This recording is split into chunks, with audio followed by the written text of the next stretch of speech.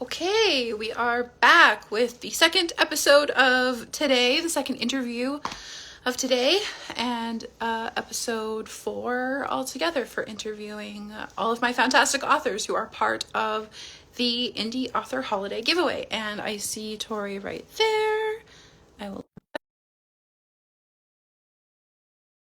do this. So, deep breaths. This is just like chaos running from one interview to the next, and then I shouldn't even be out of breath, but here I am. Hello. Hi. Oh, How are you doing? I'm okay. I'm just trying to figure out the technicals of this. I literally have you propped up, so I'm sitting on the couch, and I have the kitchen dining chair on the couch in front of me, and then the phone on the chair propped up with a Oh pillow. my God, I had to arrange my whole room just so I can put myself in a corner. So, We do what we have to do. yeah, It's okay. I was just like, I don't want anybody looking in the closet. It's fine. Yeah, well, I was like, I could do it in the bedroom where there's maybe a little bit less echoing sound, but the Christmas tree is right here, and it's vibes. Yeah, no, that's a very cute background. I thought so. There's a little Santa over there, and the chaos from doing puzzles this morning. We'll just ignore it. It's fine. Oh my It's gosh, just- I'm actually so jealous you have your Christmas tree up. Do you not have I yours up yet? no. We usually get real Christmas trees, so it's always like a last minute get the tree, and then you don't get to enjoy it as long because Yeah. as soon as it goes up, it feels like it's come back down. I'm Yeah. I would put the Christmas tree up the midnight on Halloween if I could, but we wait until after Veterans Day, All right. and well, it's called Remembrance Day here, but yeah, we Yeah. wait till after that. Um, but yeah, I'd leave it up all year if I could. Ours is fake. It's very, very fake. It's got snow on it, and it makes so much mess. Oh, It's awful. but it looks so But it cute. I looks so. honestly, I want like one of those like book trees where you get the little book ornaments. Like that's my goal. Yeah. We were walking through Marshall's here, and they had old vintage 1950s Christmas ornaments, like the old class ones Yeah. that our great grandmothers had, and pink Christmas trees and pink ornaments and pink Barbie Christmas energy. And I was just like, do I just start from scratch I and just get just all of it? put one in every room. It's fine. We're in a very small apartment, or else I would have. I would have. My new thing is I'm going to do desk decorating. So, Ooh, I love that idea. You can get little trees. right, that's what I'm thinking. That's Yeah. a great idea. That's a great idea. I want to hang like garlands and like little lights. Yeah. It may stay up all year, but we'll start in December. I like it. That's really, really cool. Okay, so I'm going to check my notes because I have so many interviews today. So Okay. excuse my looking down. So the first things first is, like I said earlier today when we were talking kind of on voice memo, that all of your answers to your questions I really, really loved, especially your philosophy about Christmas, but specifically of the holidays and everybody coming together and things like that. So is that always kind of been the way you look at holidays, or is that a grown up version of your thoughts? It's definitely a grown up version because I guess adulting hits and you're always in fast forward mode and every day bleeds together. And I think what it comes down to is like when you work well, at least for myself, every day kind of feels like the same day over and Yep. over. So like during the holidays, it's like your one moment where not every day is the same. It's the build up of the anticipation. It's the slow down, even though it comes and goes so fast that, but like it's that one moment of the year where like a Tuesday compared to a Thursday, yes, like it it's still the same work day, but it's like you're counting down to something, and then like obviously you have your Hallmark movies that change every day. So definitely an adult perspective because it gives you that little break in time to actually appreciate what's going on. Yeah, because you work from home, right? As I do, yeah. I didn't always, but now recently, yes. Yeah. Yeah, so it's just you're there always in the same Yeah. space, and it starts rolling into each other. Yeah, Yeah. I love the holidays. I love all of the holidays. I love Christmas as much as any girl on the planet, I suppose. But yeah, I love all the holidays because it's that intentional time to just like sit and be and enjoy pretty trees in the house for Yeah. nonsense reasons. Like, It gives you an excuse to decorate, but then also like my family is very big on playing games. So like I am a board game fiend. So anytime where we can get together and play board games, it's the best. that's awesome. Yeah, No. we love board games too. We have a version of Candyland, which because I have a 6-year-old, right? Yeah. So do you remember when we were little and there was Candyland and it had like the cards and you would flip them over? Mm-hmm. Yeah, they have a spinning wheel now, Okay. and it's atrocious. It's Oh. it's the worst. I It's don't. like one of those like spinning wheels that you flick and then it does like a what that's like the game of life. The game of life had Yeah, that. Yeah. yeah. No, it's So not this. it's not the same. It's not the same. And like she didn't know any better. But so like I bought her Candyland and we opened Yeah. it up. She's like, "Oh, great, spinning wheel!" And I was like, this No. is not the vibe at all."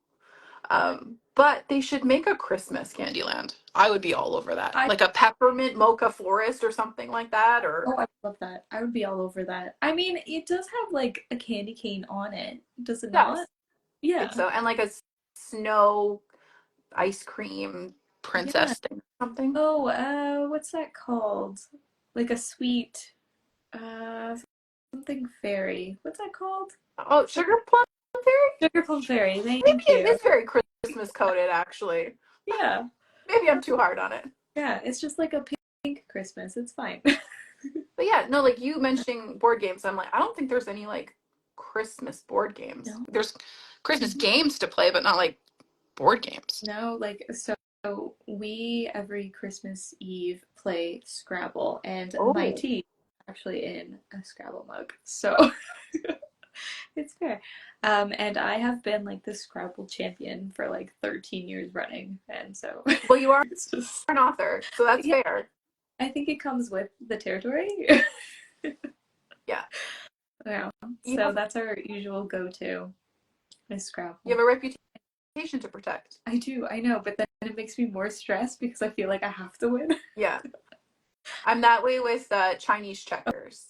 I Okay. have I have to win, but I birthed somebody who wins every single game of all time that she ever plays, and or she has a like just competitiveness seeped into her bloodstream, so she gets very mad if she loses. So I'm just like, do I lose, do I let her win? Like what's the best option here? Try to So she balance. definitely has all of your best qualities. Yes, Yeah. yes, for sure. So you're including 2 books in our giveaway, which is Yes, I am. fantastic, as am Yeah. I, of course. And but there's a third book in this series that is on pre-order right now. So Yes. can you tell me a little bit about that, just for fun? Uh, yeah, so the Sweetheart Wager, it takes place at Valentine's because I am also a holiday fiend. So the whole series takes place at different holidays around the year. Canadian holidays.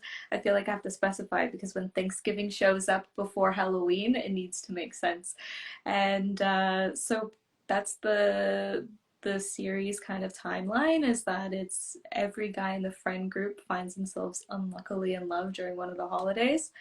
And the next one is Valentine's Day, and it's Richard's best friend, Town Player, and he ends up caught in a little wager with the girl who believes in love and everything he doesn't. I love it. And like just because you said Richard's name, Richard Vixen is like the most solid MMC name for a Christmas book Right. of all time. Right? I one time, just a side story is I had a beta reader and she didn't like how the names were Christmas coded. She's just like we can remove that, and I was just like, I'm keeping it. Absolutely Like, not. no, yeah. Absolutely not. I went through all the reindeers, okay? I love it so much. Yeah. It's funny that you mentioned like it being Canadian holidays because I'm Canadian, obviously, and like for mistletoe messes and peppermint kisses, that was Canadian holidays, and I got quite a few reviews and beta reader feedback who was like, "You don't know when Thanksgiving is."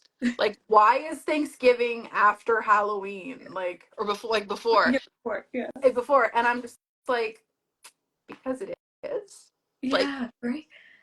And sometimes it's like people forget because like they all like I think that's also why I'm like a November 1st, mid-November, like transition to Christmas because we've already made it past the Thanksgiving. And then it's like, but if you talk to people in the US, it's like they're still holding on to fall. And I'm like, no, no, no, no, no, it's no. over. Yeah, it's gone. It's in our rear view. Yeah, yeah, absolutely. Yeah. So yeah, it's always fun, and I'm like, I don't know how that's gonna go well.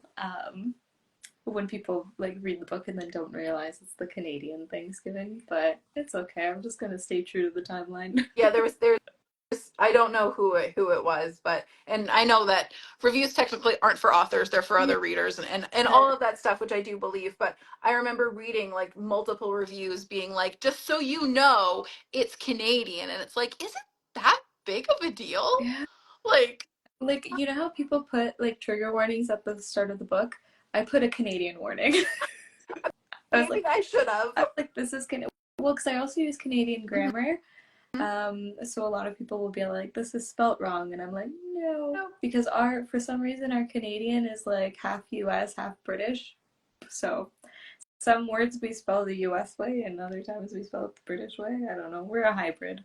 So I actually, and I'm gonna butcher explaining this, but I actually know the scientific reason why we have like U's in our letters and the Americans don't. Because like color, we have an extra U in it, right? Mhm. Um, so the Americans don't because when newspapers were first made and printed, Mhm. they charged everybody by the letter, how many letters you had for your Mhm. words for your print advertisements or whatever. Yeah. And so the Americans back then were like, oh, well, we can take out the extra letters that aren't necessary.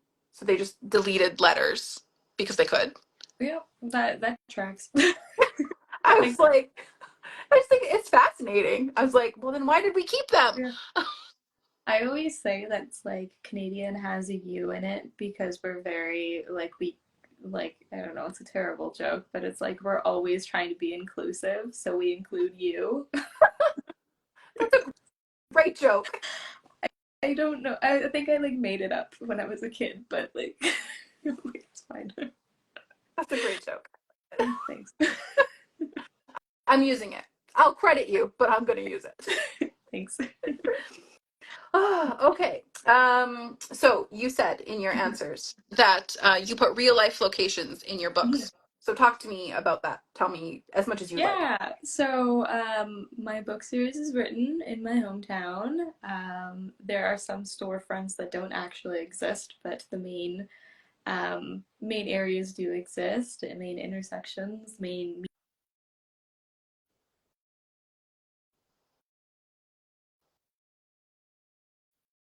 I was writing it, and I was like, okay, so a guy goes through a bad breakup and he moves to his hometown, and I'm like, hmm. And a lot of Hallmark movies are like filmed in this Mm, area.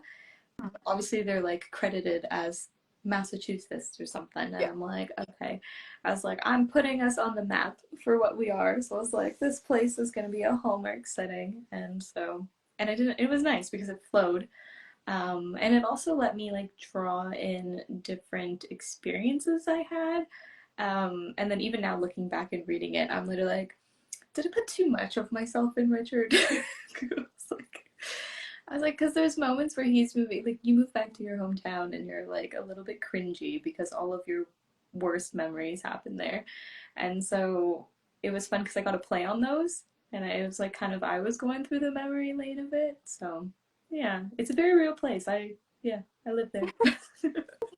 And I think that as well, you said in your answers that like it was nice to have the boy go back home Mhm. instead of the Yeah, girl who always like comes back from the city and falls in love with the lumberjack guy. And like I do love that as well, that you had the guy go home for Christmas. And yeah, yeah. because yeah, gender swapped it. Because why not? Why is it always about the girl who's like heartbroken? I was like, guys are heartbroken too. And it was also at the time when I was writing it, one of my guy friends really wanted to meet somebody and he just couldn't. And so I was just like, people never talk about that because people always just assume, it's always the girl looking for love, never the guy. And So that was also part of the inspiration of it. Is like, no, like the guy deserves his redemption story too, and his second chance, and all that fun stuff. So Yeah, yeah. absolutely. I love that. So tropes wise, what tropes are in the first two books? Um, so definitely healing journeys are something that goes in all the books. I'm a big healing journey gal, healthy love, and so we got hometown, Christmas, Snowden, um, cafe meet cute is also a consistent trope in all of them. The cafe in every book is where everybody meets. I don't know if that's a spoiler or not, but you know, it always happens in the first chapter, so you're good. um, yeah, and then cinnamon roll. Okay. Cinnamon roll, yeah, love interest for sure. Strong main character leads as well. Yeah, Yeah, necessary for sure. always necessary. Yeah. So you said that you typically do like real Christmas trees in your Mhm. house. So do you put, is that in your book, real Christmas trees? Is there like a Christmas tree farm or anything?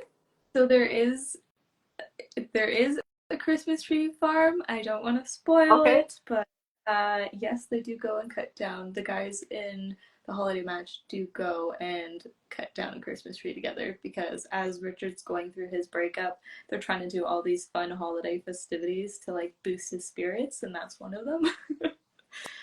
So it's like a good friend group of guys just like being awesome together. Basically, yeah, That's awesome. it's a trio, and then his brother. So there's four altogether, and they're just very witty and just you know the talk shit, love you kind of love. Like that's their friend group. That's their that's their dynamic. It's really it was very interesting to play on that because it's I wanted because okay I don't know if this is something where it's a common thing across everybody, but most of the people I know who are guys, they run with their same friend group from when they're like in middle school, Yep. or like women maybe to keep one friend from high school, and so it was that. So it was fun exploring that because it's something I never had, because no matter the character type like that people have in real life, the guys still always get along and find that common ground. So it was really interesting to dive into it because it was kind of like I wanted it for myself. But yeah, Yeah. so yeah. I find that that's very, very true too. I'm thinking about like all the men in my life and their friend groups. And yeah, it's like sandbox friends. Yeah. But then like yeah, I think about my life and my friendships and then my friends' friendships, and yeah, it's very we go through female friendships are hard. Yeah. They really are.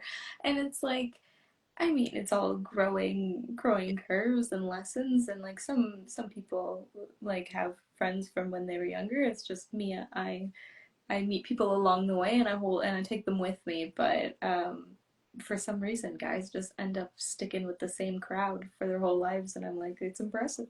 Yeah, it should be Yeah, studied actually. I never thought about it until you brought it up. but yeah. See, I don't know. I like to. I'm very introspective. I like to like analyze why people do the things they do. Um, yeah, so I think that's kind of why I was exploring just writing. So the first book's from a male perspective, so it was just one of those things where I got to explore a different reality. Yeah. Yeah. Yeah, that was my next question actually was is the first book from Richard's point of view. So yes, then it is. Yeah, yeah, and they don't have to be read in order. I kind of say it like the holiday match is like the prequel to the series because you meet all of the cast. You're also on his journey, but in meeting his friends, you get to see them from different point of views, like from Richard. So you actually get to interact with them differently than the females who are eventually going to meet them as a love interest later on. So it's like one of those things at the back of your head where you know who they really are, but then you're meeting them from the female who's learning them, and it's a fun dynamic only because you're rooting for them, but then the girl's just like the woman is just going through like all of the battles of trying to find new love, and it's just So Do you find, like, I write pretty much multi POV books all the time, various genders and dynamics and all of these things. So did you find a difference between like writing Richard and then his POV for the whole book and then switching for book two to like writing your female main character? Was there a difference? It was difficult because going from being in Richard's head to how somebody views him, it was one of those you want to stay true to how you've created that character, but you have to remember how you view yourself is very different from how somebody else views you. And so, how Margot views Richard is in a completely different light than how he was viewing himself at his biggest low. And so and then you have to remember that as much as you're rooting for Richard, Margot has her own stuff she's working through too. So like obviously there's some stuff where you're like, oh my gosh, like don't hurt him. Like you really want to protect him because you just went through his healing journey, but is that's not really reality either Mhm. because we're all on our own different paths on different times. So I think it was very hard to navigate that. And I found myself, I think I reread The Holiday Match like 6 times while I was writing The Boyfriend Countdown because I was just like, I need to remember where he came from and just keep it consistent. So, yeah, it was definitely a challenge, but ultimately, it like I really feel like I ended up getting it to where it had to be. And yeah, I was proud. That's awesome. Yeah. Well, I'm proud of you too for whatever it's worth. Yeah, thanks. Because my first Christmas book that I wrote, Mistletoe Messes and Peppermint Kisses, I wrote. It was one of the first books that I wrote and completed and published that was from one point of view only. Yeah. And I write in a cinematic way. So like I write like I imagine the scene and then you can go into another character's head because the camera would move into like a different room. Yeah. But books are different, right? So it was really hard for me to just write from my female main character's Abby's point of view and never not once go into the male main character Duncan's point of view. And so it was a great writing challenge experience for me. But then I published it and I was like, but I want to know what he thinks all of the time. Yeah. And I've been trying for like 2 years to go back and write his version. And it's hard to Yeah. switch POVs in a couple. That's insane. I don't know why. Yeah, and it was one of those things. Well, I didn't know originally when I wrote it. I didn't know it was going to be a series. I just wanted Birch's story. I wanted to write that Hallmark Christmas book. Um, but then at the end, so what it is he's talking to somebody anonymously for 12 days while he's going through his own upheavals, and then at the end of it, he decides if he's going to meet this anonymous person. Um, and then the book ends. So Oh, it's like, yeah, so it was one of those, I need to write her story. So the boyfriend countdown takes place after in timeline order of when they meet. And so it's not the balance of the two perspectives happening at the same okay. time, but it's like the she's picking up where it was left off. So that was also interesting to write because the last chapter of the holiday match and the first chapter of the boyfriend countdown was the exact same moment, and then the rest of the book goes in a different direction. Um, so yeah, it was like it's essentially like dropping the mic and handing it off. That's awesome. That's so cool. Yeah, so it was the first time I've ever done that, and it was again it was a challenge, but I put in the work, and I was very happy with where it went, and then obviously I was just like, okay, well, now we need Eric's story. So did the book two end and like book three is kind of picking up where it left off, or are we different timelining? I mean, time has Yes, passed, right? Because it's Valentine's Day. yeah. So the second book is New Year's, and then the third book is Valentine's. So um, also like go past me for leaving breadcrumbs, but you actually meet who Eric ends up with in the first book because it's just somebody they kind of poke fun at, and then I was just like, hmm, huh, opposites attract, right? So, um, yeah, so it takes place, I want to say a couple weeks afterwards, and then yeah, so it's Eric's perspective, and it's Eric and Valentina's perspective. It's dual. Nice. So also my first like male female dual POV. So A new I feel like experience. everything I'm doing is new. So how many guys in the friend group? Like how many books are you planning? 5. Okay. Yeah. But I'm debating a little bit on the timeline. I haven't yet figured it out because I was trying to don't want it all happening in 1 year. Mm. So, because I just feel like that's too coincidental for everybody to find love in 1 year. Yeah, that makes sense. Yeah. So, but yeah, so it's Christmas, New Year's, Valentine's, Thanksgiving, Halloween. Ooh, nice. Yeah, Yeah. see, Thanksgiving and then Halloween. Yeah, exactly. And there was a part of me that wanted to do like St. Patty's Day, but I was like, no, it's okay. I know. I'm a little bit Irish, so I'm always like, I want to love St. Patrick's Day, and I do, but like, what can we do with it, really? I mean, the green book cover would be No. cool, right? And it's not a holiday that you have a build up for. It's like you create the plans, you show up, and then it's like, it's not a season, you know what I mean? Like, there's Christmas season, there's Halloween that I think starts in like August. Like, it's a whole season, Yeah, right? So that's why I'm like, maybe not. But, and then I was like, oh, and then you gotta think about Easter. I know, right? Like, how do we make Easter sexy? Yeah. Like, Yeah. would we? I don't know. And then one of my friends in the US, she's like, oh, are you gonna do like a July 4th? And I was just like, no. No, And like our Canada Day isn't as hyped as a July 4th, like long weekend, but right? it's not as sexy. July 4th is sexy for some reason. Yeah, Obviously, it shouldn't be, but it just is. no, and it takes place in so many romance movies and books where it's like, the tension's building up. They end up at the same party. Like nobody's having a Canada Day party. I don't Absolutely. know why, but it's just not a thing. No, it's not. We do have fireworks, we do eat hot dogs, but it's not the same vibe. It's not. It's really not. What are we doing wrong, guys? We need to fix it. Yeah. Um, have you seen, you mentioned Hallmark movies, and have you seen the movie Holiday on Netflix where they Yes. go through the whole year? Yeah. I Yes. love that movie That so was a much. yeah. Then they tried to create a second one, or they did create a I think, second one. I think And they were talking about it, or they had the same actors in a different movie or something like that. yeah, yeah. I just remember there was one, and it just wasn't that good. But yeah, The Holiday all was solid though. yeah.